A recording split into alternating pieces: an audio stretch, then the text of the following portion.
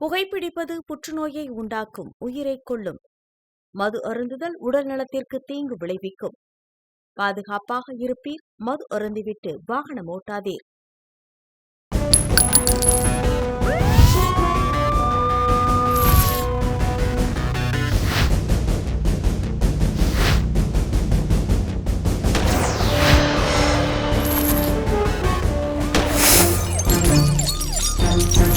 கோப்பியம், உண்மையும் பின்னணியும்.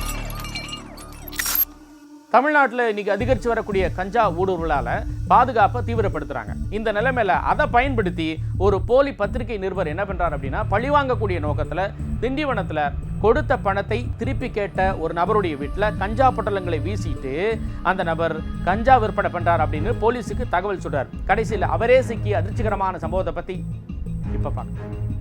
இன்றைக்கு தமிழகத்தில் சட்டம் ஒழுங்கை கெடுக்கும் நோக்கில் பல கஞ்சா போன்ற போதைப் பொருட்களை சட்டத்திற்கு புறம்பாக புழக்கத்தில் விட்டு வருவதால் போலீசாரும் அதனை தடுக்கும் விதமாக மிக கடுமையாக தடுப்பு நடவடிக்கைகளை எடுத்து வருகின்றனர்.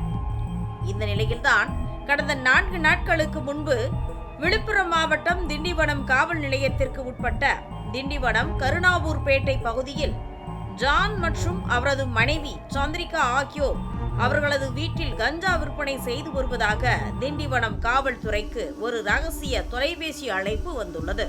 தகவலின் அடிப்படையில் திண்டிவனம் போலீசாரும் உடனடியாக இது குறித்து திண்டிவனம் டிஎஸ்பி பிரகாஷுக்கு தகவல் அளித்துள்ளனர். இதனை கேட்ட அவரும் உடனடியாக ஒரு தனிப்படையுடன் சென்று மர்ம நபர் கூறிய அந்த குறிப்பிட்ட வீட்டை சோதனை செய்தபோது அந்த வீட்டின் வராண்டாவில் கஞ்சா பொட்டலங்கள் இருந்தது கண்டுபிடிக்கப்பட்டது.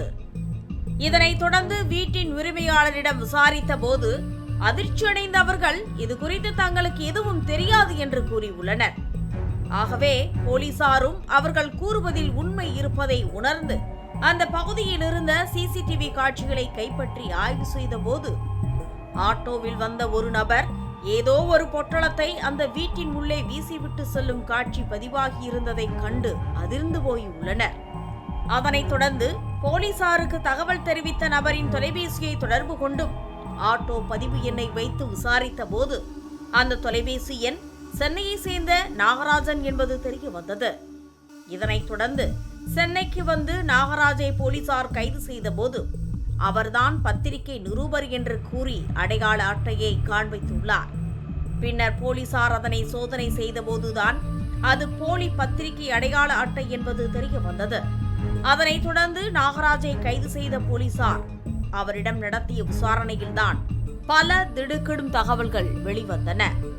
அதில் திண்டிவனத்தை சேர்ந்த ஜானின் மனைவி சந்திரிகா சென்னையில் குடிசை மாற்று வீடு வாங்குவதற்காக பல பேரிடமிருந்து 3 லட்சம் ரூபாய்க்கு மேலாக பெற்று முன்பணமாக நாகராஜிடம் கொடுத்துள்ளார். ஆனால் பணம் கொடுத்து நீண்ட நாட்கள் ஆகிய நிலையில் பணத்தை கொடுத்தவர்கள் சந்திரிகாவிடம் கேட்க தொடங்கியுள்ளனர். இதனால் சந்திரிகா நாகராஜிடம் தொடர்ந்து அவர் கொடுத்த பணத்தை கேட்டு வந்துள்ளார். இதனால் ஆத்திரமடைந்த நாகராஜ் சந்திரிகா வீட்டில் கஞ்சா பொட்டலங்களை வைத்து போலீசாரிடம் சிக்க வைக்க வேண்டும் என்று திட்டம் போட்டு யாருக்கும் தெரியாமல் வீட்டிற்குள் கஞ்சா பொட்டலத்தை வீசிவிட்டு போலீசாருக்கு தகவல் அளித்தது விசாரணையில் தெரிய வந்தது. மேலும் நாகராஜ் குடிசை மாற்று வாரியத்தில் வீடு வாங்கி தருவதாக கூறி பலரிடம் பணம் பெற்றதும் போலீஸ் விசாரணையில் தெரிய வந்துள்ளது.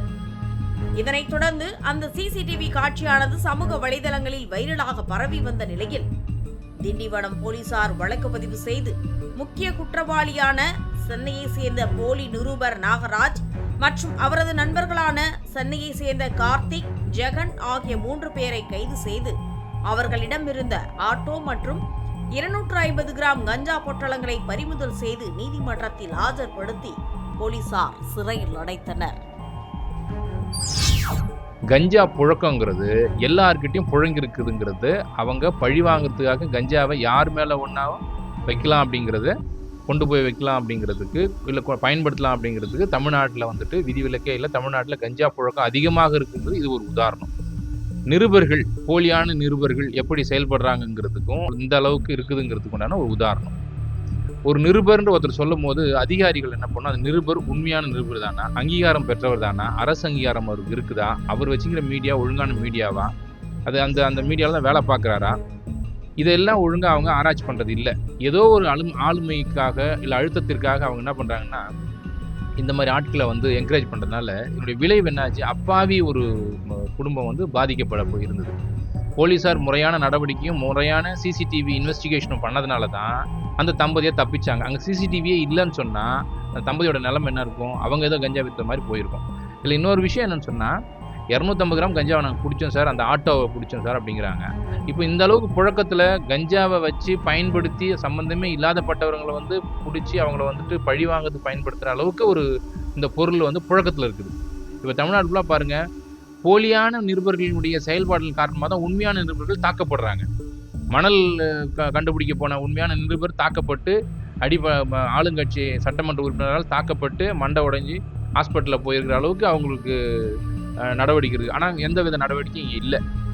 மக்கள் துன்பப்பட்டு துயரப்பட்டு அவமானப்பட்டு, ஒரு படத்தில் சொல்லுவான் பாருங்கள், துன்பப்பட்டு துயரப்பட்டு அசிங்கப்பட்டு அவமானப்பட்டு கடைசியில் என்ன சொன்னால் பழகிறன்ற மாதிரி அந்த மணலில் மக்கள் வந்துட்டான், வெறுப்படைஞ்சிருக்கிறான்.